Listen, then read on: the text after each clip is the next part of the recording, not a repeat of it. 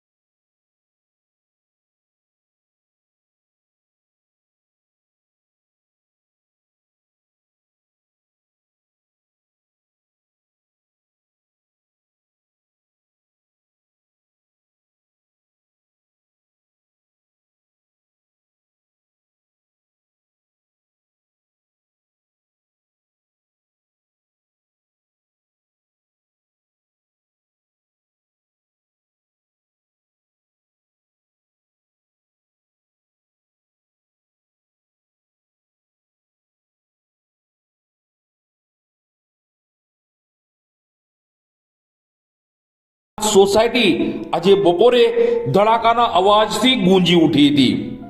આજે બપોરે 4:25 કલાકે સોસાયટીમાં રહેતા અને શહેરમાં જાણીતા ગેરેજ સંચાલક એવા ઇન્દ્રકાંતભાઈ જોશી એટલે કે જોશી દાદાના ઘરે રસોઈ બનાવતી વખતે અચાનક ઇન્ડિયન ગેસનો સિલિન્ડર ધડાકાભેર ફાટ્યો હતો.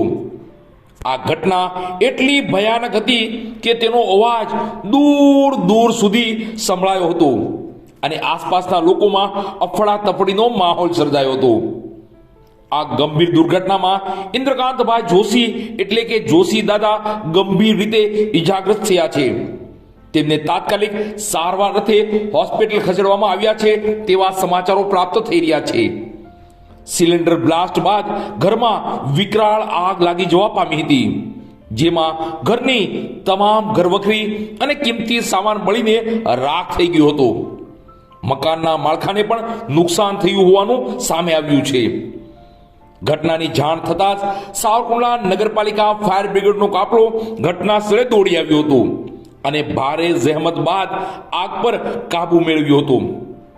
સાવચેતીના ભાગરૂપે પીજીવીસીએલની ટીમ દ્વારા વિસ્તારનો વીજ પુરવઠો તાત્કાલિક કાપી નાખવામાં આવ્યો હતો, જેથી મોટી હોનારત ટળી હતી.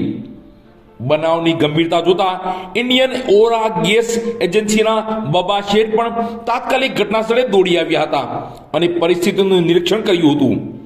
હાલ સંબંધિત તંત્ર દ્વારા બ્લાસ્ટના ચોક્કસ કારણો અંગે વધુ તપાસ હાથ ધરી છે તેવા સમાચારો પ્રાપ્ત થઈ રહ્યા છે.